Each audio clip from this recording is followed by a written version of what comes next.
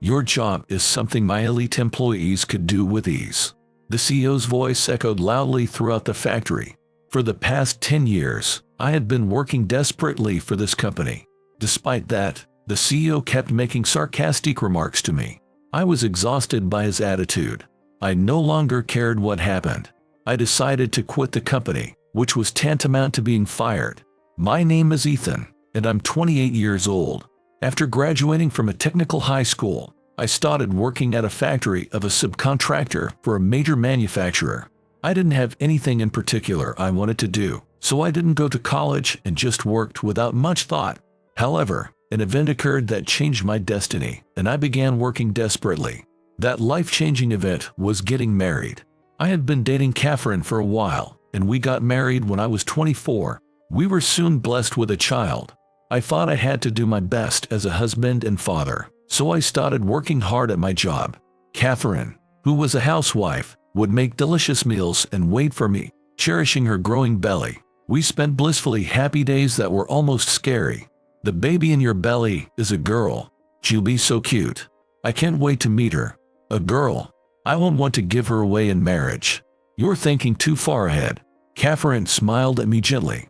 We believed this happiness would continue forever, but tragedy struck us suddenly. It was sudden. The baby was born safely, but Catherine suddenly passed away after giving birth. Seeing Catherine's transformed appearance, I cried every day. What should I do from now on? Then, the baby started crying loudly. That voice sounded like it was telling me to keep going. I'm the only one who can protect this child. I decided to do my best for her sake. I named the baby Olivia, taking part of Catherine's name. I decided to leave Olivia with my mother while I worked, and she took care of Olivia without a single complaint. For this child's sake, don't overdo it. You're the only parent she has. My mother always said that and happily took care of Olivia. Weekdays were busy with work, and I often worked from early morning until late at night. Because of that, it was difficult to secure time to play with Olivia, but I used my days off for her. It was my first time raising a child, but Olivia's growth brought me immense joy. 4 years passed, and Olivia entered kindergarten. Her atmosphere and appearance somewhat resembled Catherine's. It was as if I was seeing Catherine through Olivia. I started going to work at the factory after dropping Olivia off at kindergarten. I couldn't make it in time to pick her up, so I relied on my mother's help. But I was very happy to have time to be involved with Olivia, even if just a little. Daddy, I want to go to the amusement park next time. The amusement park? That sounds great. Let's go next Saturday. Hearing my words, Olivia looked happy. Yay. I love you, Daddy. Saying that, Olivia went inside the kindergarten building. I was grinning, happy to hear Olivia say she loved me. I wonder how many more times I'll get to hear it. Thinking that, I arrived at the factory for work, and my colleague William approached me.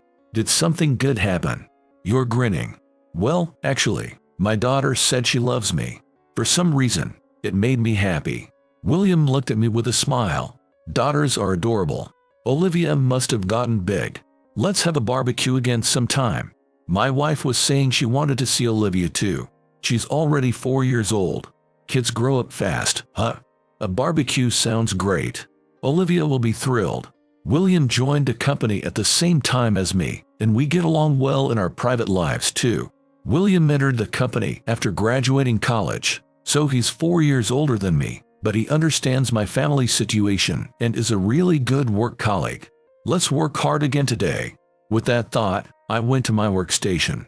My job is to assemble parts sent from headquarters into products. When you think of factory work, you might imagine simple tasks, but it actually requires accuracy and speed in the work, so it's mentally taxing. I've been working at this factory for 10 years, and I've finally become able to work efficiently. Thanks to that, I can finish work on time and go home, so I can spend that time with Olivia. As I was working as usual, I heard a loud voice coming from the factory entrance. Everyone, pay attention. There's someone I want to introduce. It was the factory manager's voice. The factory manager looked somewhat tense. Next to the factory manager stood a young man in a suit. That man was looking at us with sharp eyes, giving off a somewhat scary impression. My colleagues and I stood around the factory manager. This is Mr. Johnson. who has become the new CEO of the headquarters starting today. Mr. Johnson is the son of the former CEO and is famous for being very skilled at his job. I was surprised by the sudden change in CEO. Everyone else also started looking at Mr. Johnson upon hearing the factory manager's words. What kind of person could he be? As I was thinking that, he said something surprising.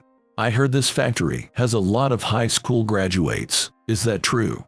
I despise incompetent high school graduates. High school graduates are incompetent. How rude of him to say that. Those aren't words you say to employees you just met. As I stood there dumbfounded, Mr. Johnson continued saying unbelievable things. Now that I'm the CEO, I'm gonna make this company a gathering of elites. Incompetent high school graduates better be prepared. I'll fire you one by one. The factory was in an uproar at these words. Many of my colleagues working at the factory are high school graduates like me, or graduated from vocational schools. Everyone's faces turned pale all at once. If I get fired too, it'll be difficult to support Olivia. My body trembled with fear, and the factory manager started panicking. Mr. Johnson, firing them will be a problem. Even the middle school and high school graduate employees have contributed to this factory, so if they are gone, this factory won't be able to function. The factory manager desperately tried to persuade Mr. Johnson, but he laughed. I'll gradually bring elites into this factory so you don't run out of personnel, so don't worry. I see. The factory manager seemed exasperated and at a loss for words. Mr. Johnson, having said his piece, seemed satisfied and left the factory. What a mess this has become. If we get fired one by one like Mr. Johnson said, what will happen to Olivia and me? I'm not the only one feeling anxious. The factory has fallen into a panic. Some of my agitated colleagues crowded around the factory manager, but the factory manager tried to reassure us, saying powerfully, "Don't worry. As long as I'm the manager of this factory, I won't let Mr. Johnson fire you. You've all worked desperately at this factory until today. Like hell I'd let him fire you." My colleagues and I were relieved to hear those words, but an incident occurred that made us realize things wouldn't go so smoothly. One morning, when I went to work as usual, the factory manager was nowhere to be seen. Instead, there was an unfamiliar man in the office. When I greeted him without knowing anything, the man looked me up and down and laughed through his nose. "I'm the new factory manager starting today." I couldn't believe my ears. "Huh? As I was confused, the man laughed even more and said, "That good-for-nothing factory manager got transferred to a different factory." Well, he was truly incompetent, so it's for the best. The factory manager got transferred. The factory manager isn't good for nothing. He's a kind person who puts the employees first. I went to my workstation in disbelief, and William also came over to me with a perplexed expression. "Did you hear? I can't believe the factory manager got transferred. What's gonna happen to this factory?" "Yeah, I was shocked when I heard too. It seemed like we weren't the only ones who were confused, as the factory was in an uproar." Then, unfamiliar men started entering the factory one after another, with a new factory manager, Mr. Miller. "Starting today, elite employees dispatched from headquarters on Mr. Johnson's orders will be working with you. If the elite employees say you're incompetent, you're fired. Work your asses off. Calling your subordinates elite employees is ridiculous.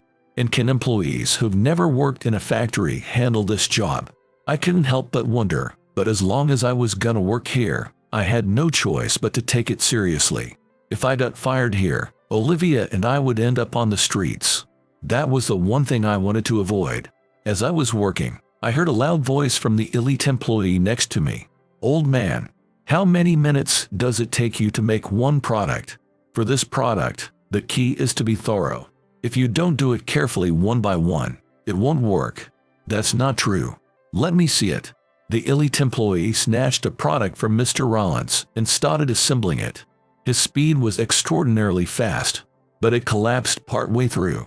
"See, that's why I told you." Mr. Rollins said that and started reassembling a product the elite employee had put together. The elite employee watched with a frustrated look. It's not just about assembling it quickly. Hearing Mr. Rollins' words, the elite employee's face turned beet red. "Old man, you're a middle school graduate, right?" "I'm an elite who graduated from a famous university." I'll go to the CEO and have incompetent folks like you fired." What in the world was this person saying? Mr. Rollins has served this company longer than I have. He knows more about the products than anyone else. But Mr. Rollins was unfazed. "If you think I'm useless, feel free to do as you wish." The elite employee, further angered by Mr. Rollins' words, left in a huff. I involuntarily called out to Mr. Rollins, "Was it okay to say something like that?" Mr. Rollins smiled and said, "I'm already old. I don't mind getting fired. Besides, I don't want to work under people like that. You have excellent skills too, so you should find a new workplace soon." I thought he had a point. You can judge whether someone can do a job or not based on their educational background. And threatening to fire subordinates at the drop of a hat is unbelievable. But I probably wouldn't be able to find a new workplace right away. For now, if I could just get through today, tomorrow would be Saturday. Feeling uneasy, I continued working while looking forward to Saturday. When it was time to leave, I started getting ready to go home. But then, Mr. Miller called out to me, "You're coming into work tomorrow." What? I was at a loss for words. I had promised Olivia that we'd go to the amusement park tomorrow. It's only natural for a high school graduate to work on Saturdays, isn't it? With all due respect, I've finished all my work. Even if I come in tomorrow, I don't think there'll be anything to do. Mr. Miller's face gradually turned angry. There's plenty to do, like cleaning and odd jobs, right? High school graduates should work for free. He's telling me to cancel important plans for cleaning and odd jobs. And working for free is unbelievable. I have important plans with my family tomorrow. If it's not urgent, I'd like to take the day off tomorrow. I had inadvertently argued back against Mr. Miller. I had never argued with a superior before, but this time I couldn't stand it. But after I said it, I came to my senses and looked at Mr. Miller, and I could see his face contorted with anger. I knew it was too late, but it was already too late. Mr. Miller glared at me and said, "You're defying your superior. Who do you think you are? You think you are so great that you can go against your superior." I was speechless. I thought it was only a matter of time before I'd be fired at this rate. I desperately suppressed my anger and said in a trembling voice, "I'm very sorry. I'll come into work tomorrow." I was filled with frustration, but it couldn't be helped. When I got home and apologized to Olivia with a guilty conscience, Olivia looked sad but said, "It can't be helped since it's work. Let's definitely go another time." She's only 4 years old, but she's so kind and considerate to understand. But Olivia's expression looked a bit lonely. I felt so incompetent for making Olivia feel this way. From then on, odd jobs and such increased without any change in salary, and coming in on Saturdays also increased. Mr. Miller and the other elite employees' attitudes didn't change, and they continued to look down on middle school and high school graduate employees. Until now, going to the company wasn't painful, but ever since the new CEO took over, going to the company had become unbearable for me. Then one day, another incident occurred. When I went to work with heavy footsteps, Mr. Rollins, who sat next to me, was organizing his desk. Wondering about it, I casually called out to Mr. Rollins, "Mr. Rollins, it's amazing that you're tidying up first thing in the morning." Then, Mr. Rollins looked at me with a sad expression. "Actually, Mr. Miller finally gave me my walking papers this morning." What? I couldn't believe my ears. Mr. Rollins got fired. I always thought I'd get fired someday, but when it actually happens, it's sad. Even though I've served this company for 45 years. William, who happened to be near me, also had a surprised look on his face. I can't believe Mr. Rollins got fired. Isn't there some mistake? No, I was the only middle school graduate in this factory. They probably had their eye on me. It's sad, but I'm old, so maybe it can't be helped. Looking at Mr. Rollins' face, I was overcome with the urge to do something. "Mr. Rollins, you should be a necessary part of this factory. I'll talk to Mr. Miller." Hearing my words, Mr. Rollins and William desperately tried to stop me. "Don't do it. Never mind about me. If you argue with Mr. Miller now, you'll get fired too. If you get fired, that'll be the end of this factory." But I had reached my limit. Brushing off their attempts to stop me, I hurried to the office. Mr. Rollins and William hurriedly followed after me. When I forcefully opened the office door, Mr. Johnson and factory manager Miller were there.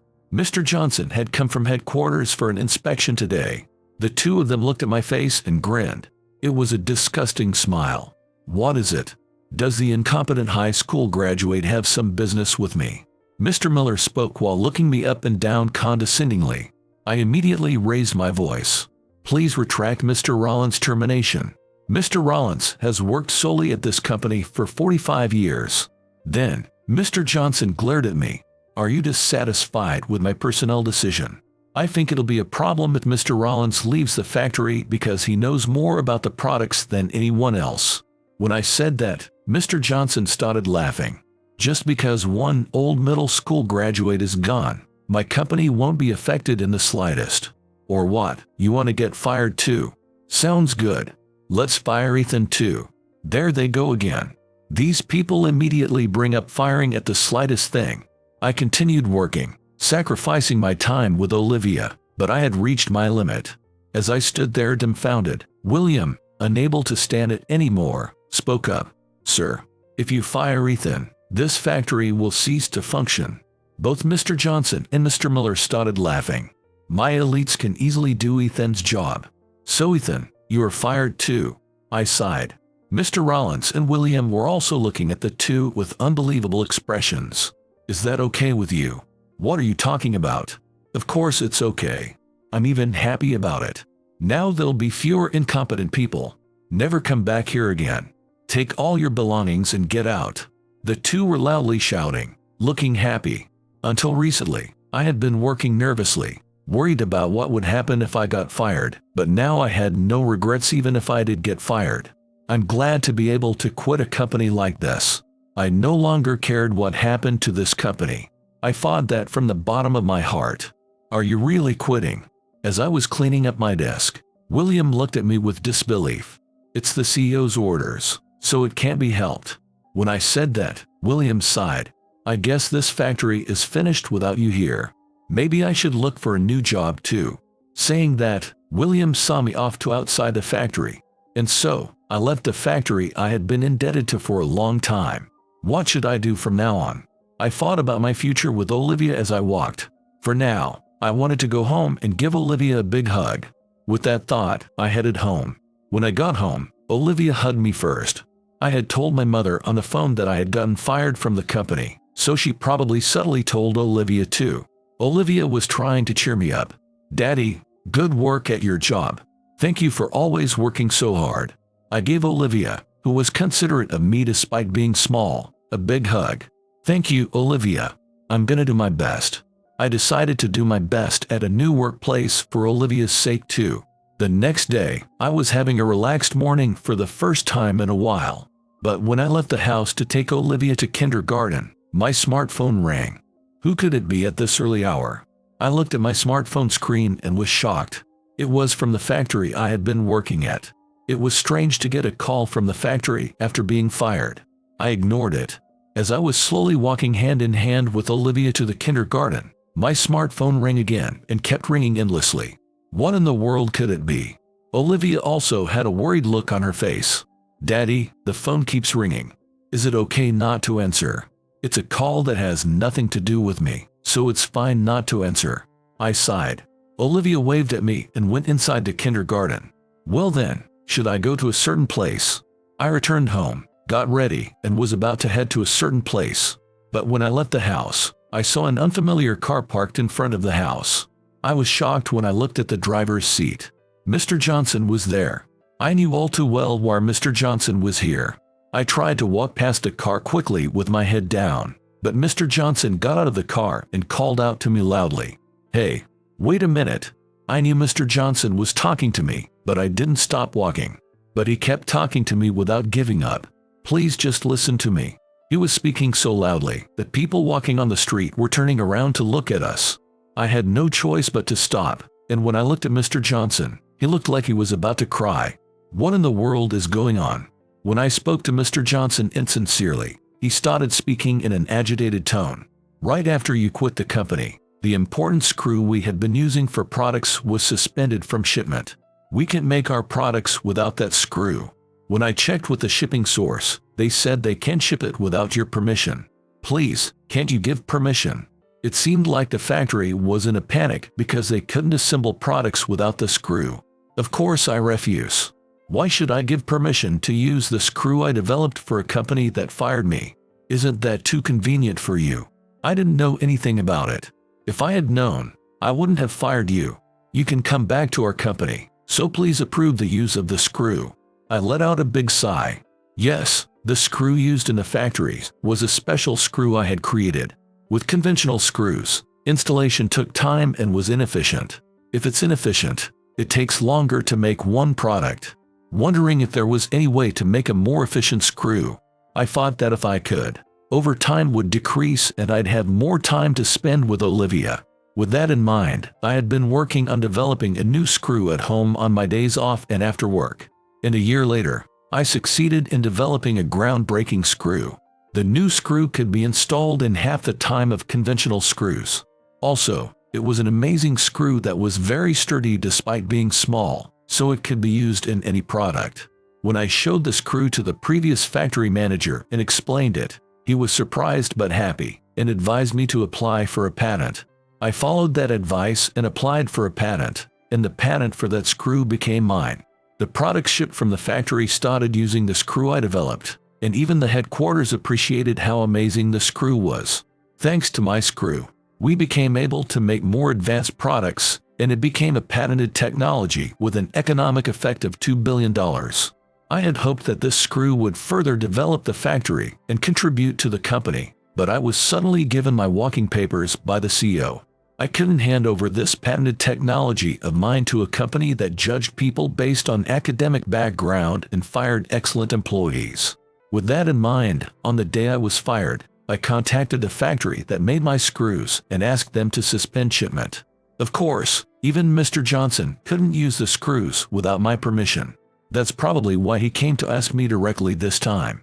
As I remained silent, he spoke to me as if pleading. You can come back to the company starting today. If you do, I'll promote you. If you want to work at headquarters, I'll transfer you there, so please. Huh?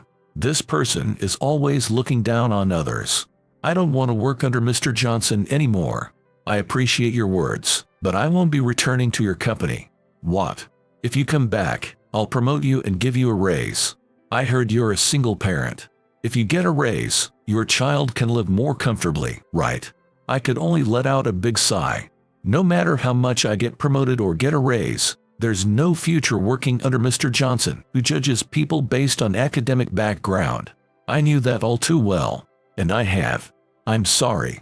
It's impossible because I've already decided on the next company I'll be working for. What? No way. Mr. Johnson had a look of disbelief. There's no way you could find a job so quickly. Don't try to act tough and just come back to my company. No, it's true. I've decided to work in the manufacturing division of a company that does business with your company. If you don't believe me, try calling and asking. What? Could it be that major manufacturer? No way. By the way, I've decided to transfer the patent for my screw to that company, so it's pointless no matter how much you ask me for permission to use the screw. When I said that, his face turned pale. Well then, I have an interview at that company now, so if you'll excuse me. Saying that, I started walking toward the station. Mr. Johnson didn't chase after me anymore and just sat down on the spot. Yes, on the day I was given my walking papers, I had also contacted the major manufacturer that our products were shipped to. It was because I thought that if I quit the factory, the screw couldn't be used and it would cause trouble for the major manufacturer. When I apologized, the CEO of the major manufacturer came on the phone and said something surprising to me. Your screw technology is amazing. I was just thinking of establishing a new factory. If it's all right with you, would you be willing to work as a manager of the manufacturing division at that factory? I was surprised by the dreamlike offer, but I thought my future would be secure if I worked at a major manufacturer, so I immediately agreed. It was decided that I would work at the major manufacturer, and I made up my mind to transfer the patent for the screw to that company. No matter how amazing the technology is, it's meaningless if it's not used. I thought it would be ideal if my screw could be used in many products of the major manufacturer. After that, I started working as a manager at the newly established factory of the major manufacturer. Although I'm busy every day, there's no working on holidays or overtime, so I can spend plenty of time with Olivia. Furthermore, my salary has more than doubled compared to before, and my future is secure. The employees working at the factory don't judge me based on my academic background. The atmosphere in the factory is harmonious, and it's always lively. I'm truly glad from the bottom of my heart that I changed jobs to here. Then one day, Mr. Johnson suddenly appeared at my factory with an agitated look on his face. As soon as he entered the factory, he shouted loudly, "Hey, what do you mean by stopping business with my company?" The CEO's voice echoed throughout the factory. Although surprised by Mr. Johnson's sudden appearance, I replied, "I'm sorry, but I can't help you even if you say that to me. Wasn't it decided by those above you?" But he wouldn't back down. "If we lose our business with your company, my company will go bankrupt. Can't you propose to those above to resume business?" He was desperate. His company is a complete subcontractor to this major manufacturer, so it would probably go under without business. Now that this factory has been established, your company isn't needed anymore, right? When I said that one thing, Mr. Johnson turned pale and apologized me. I was in the wrong until now. So please stop this harassment. I'm begging you. Harassment. This person is truly stupid. I'm not harassing you. This company is also thinking of various ways to make a profit, just like you. Besides, you were the one who harassed me first, right? If you hadn't harassed me, this wouldn't have happened. Yes. As I let out a big sigh, I heard a voice from behind me. "Mr. Johnson, please don't come to a place like this. It's disgraceful. What are you thinking? Apologizing to Ethan, who you look down on as an incompetent high school graduate. You're making me feel sick, so hurry up and go home." William and Mr. Rollins called out to Mr. Johnson.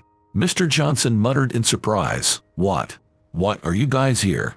Actually, as soon as it was decided that I would be re-employed at this company, I had called William and Mr. Rollins to this factory. It was because I thought Mr. Johnson's company probably wouldn't last long, and I also thought that if William and Mr. Rollins were here, I could work happily like before. My thinking was spot on, and thanks to them, every day is fun. I'm truly a lucky man to be able to work at my current company. Mr. Johnson, you called me a middle school graduate, but academic background has nothing to do with skills. You should quickly realize that way of thinking is what strangled you. Hearing Mr. Rollins' words, Johnson started crying pathetically out loud on the spot. I was surprised that a day like this would come, but it's Johnson's own fault. After that, my company officially stopped doing business with Johnson's company. As a result, his company was forced into bankruptcy, but this was all brought about by his past actions. He is apparently desperately running around trying to rebuild his company even now, but it's clear that the same thing will happen again if he doesn't change that way of thinking. Mr. Miller and the elite employees who had worked with me were desperately looking for new jobs and had come to my company for interviews, but the Human Resources Department, who had heard from me that they weren't very good employees, didn't hire them. I thought the nightmare would start again if they ended up working at my company, but now I can rest easy. I sincerely hope that from now on, they will live without causing trouble for others. Daddy, I want to ride that next. Okay, let's go. I'm at the amusement park with Olivia. Olivia looks very happy when she's with me. I want to continue working hard at my job and protect Olivia's smile.